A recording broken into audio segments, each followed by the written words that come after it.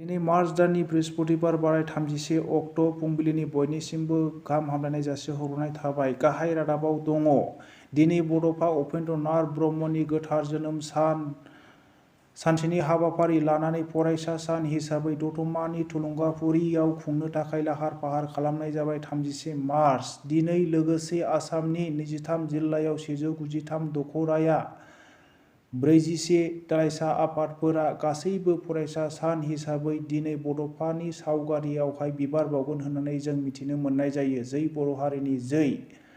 मैया आसाम एसेम्ब्लियाव लोगो लानानै उकिल गग'इया बुङो दि आसाम आरो गोबां सिमाफोरखौ लानानै सोरबाया आसामनि सिमाखौ नागारनानै फैयो होनोब्ला जोङो बेखौ गनायनाय नङा होननानै बिथाङा खौरांनि गेजेरजों आरो एसेम्ब्लिनि गेजेराव फोरमायथियो।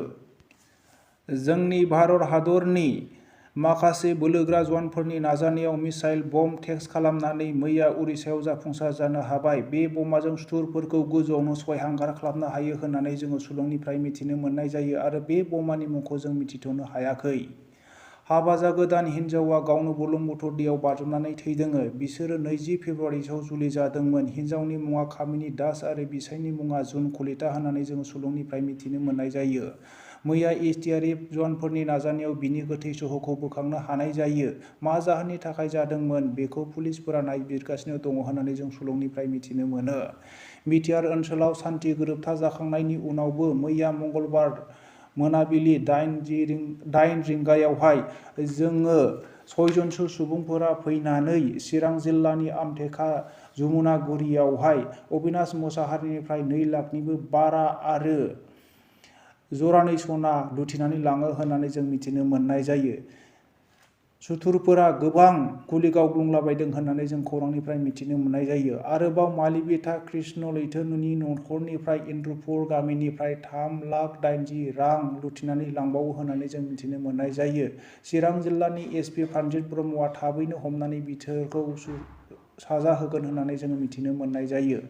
बिटिआर ओनसोलाव मोनसे दुखुनांथाव बाथ्रा सरकारि जाग्रा आदार जगायग्रा अफिसनिफ्राय 2 अफिसारफोरा फानखोमानायखौ अशक सरकार आरो सोमदोन गयारी होननानै जों बिसोरनि मुंखौ मिथिनो मोननाय जादों।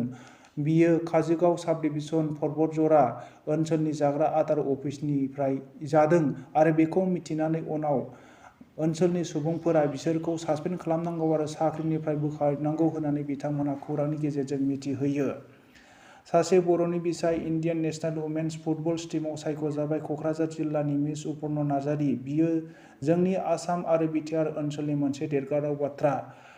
रुसनि बेदिसि मन्त्रि बारातावआ दिनै जोंनि भारताव दावबायफैगोन होननानै जोङो सुलुंनिफ्राय मिथिनो मोननाय जायो। दिनै आसाम रायजो सभानि 2 सिटनि थाखाय इलेक्सन जागोन। बे इलेक्सना 9 रिंगानिफ्राय जागोन आरो बेलासिनि 5 रिंगायाव बेनि फिथाइखौ जोङो मोननो हागोन। फारियै केन्डिडेटफोरनि मुंखौ पबित्र मार्गेरिटा बिजेपिनि रोनगोरा नार्जारि, इउपिपिएलनि रिपुन बरा, कंग्रेसनि बिजेपि दोलोनि सुबुंफोरा मार्गेरिटाखौ देरहाखाबाय होननानै अजद दैखांदों। आरो गारि सालायग्राफोरनि थाखाय मोनसे दुखुनांथाव बाथ्रा 1 एप्रिलनिफ्राय बा गाबोननिफ्राय नेशनेल हाइवे अथ'रिटिआ 15% बारायगोन होननानै बुंनाय जादों। लाइट भेहिकेल एबा सादारन साखा खबब्रैआ 130 रां होनो गोनां जागोन खेबसे बारलांगासेयाव आरो कमार्शियेल गारिफोरा 205 रां होनो गोनां जागोन आरो बास आरो ट्राकफोरा 430 रां होनो गोनां जागोन होननानै बिथांमोनहा फोसावदों।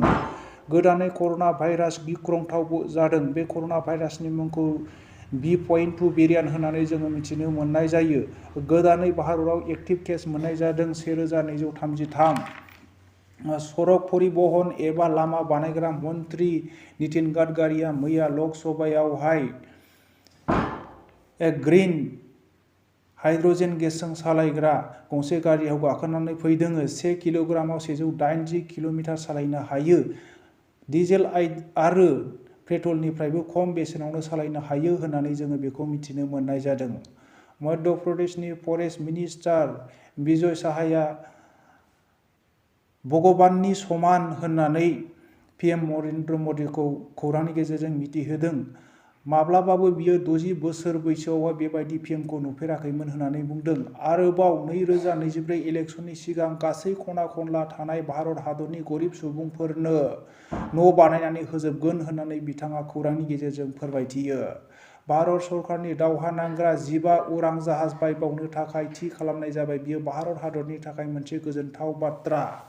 दावहा नांग्रा जवानफोरनो गनायथि होनाय जाबाय। 3,887 नि रां थि खालामनानै होनाय जाबाय।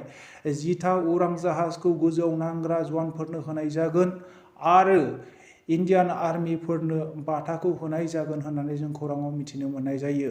मोनसे दुखुनांथाव बाथ्रा, पाकिस्तान हादरनि इमरान खाननि सरकारा बायसिगोन। गोदानै वजीर आजम खान बा शाहबाजखौ खालामगोन होननानै जोङो सुलुंनिफ्राय मिथिनो मोननाय जायो। गोबांथार हिसाबै शाहबाजखौ जों सापर्ट खालामनायखौ जों खोनानो मोननाय जायो। अनुपम खेरा माब्लाबाबो बेबायदि फिल्माव 2,000 क्रर जायोब्ला गाव फाग्ला जानानै लामायाव गिदिंबायगोन होननानै सिगां कमिटमेन्ट खालामदोंमोन होननानै बुंदों। दा काश्मीर फाइलाव गावबो थानानै 200 कौटिनिबो बारा जानायखौ मोननानै मुलाम्फा जानायखौ खोनानानै बिथाङा फाग्ला बायदि जानाय मोनदों खुसिजोंनो होननानै खौरांनि गेजेरजों फोरमायथियो। बारग' CM इउपिनि अखिलेश यादवआ इउपि सरकारखौ सोंखारिनानै बुंदों बिसोरो सरकाराव रावखौबो थिसननो हाया आरो साख्रि होनो हायैनि थाखाय बेबायदिनो आनजादखौ थि खालामदों। बियो मोनसे राजनितिकसो होननानै बिथाङा अजद दैखांदों। पान्जाबनि CN भागवत मानआ बुंथिदों दि बिजेपि सरकारा रावखौबो गिया, खालि आम आदमिखौल' गियो आरो अरबिन्द केजरीवालखौल' गियो, जायनि जाहोनाव अरबिन्द केजरीवालनि नखराव दिनै बिजेपिआ गाग्लोबदों होननानै बिथाङा फोरमायथियो। आरो मोनसे दुखुनांथाव बाथ्रा, धेमाजि जिल्लानि जनाई इसोर फोथार गामिनि सचिन दाव मुंनि सासे 28 दिनल' जादोंमोन हाबा जानानै। बेयावनो गावनि मोजां मोननाय 4 हाबा जाखानाय सासे हिनजावखौ लानानै अरुणाचल मुस्लिम खारलांदों होननानै जों मिथिनो मोननाय जायो। दा 28 दिनल' हाबा जाखानाय हिनजावा मोजाङै मोजां न'सिम फैफिननो थाखाय बिसायखौ गुरैयै खावलायहरदों आरो नखरनि गासै सुबुंफोरा गुरैयै खावलायहरदों। बेजों लोगोसे दिनैनि रादाबा एसेनोसै। रादाबखौ जोबनायसिम खोनासंनायनि थाखाय बयनिसिमबो साबायखर थाबाय। गोजोन्थों।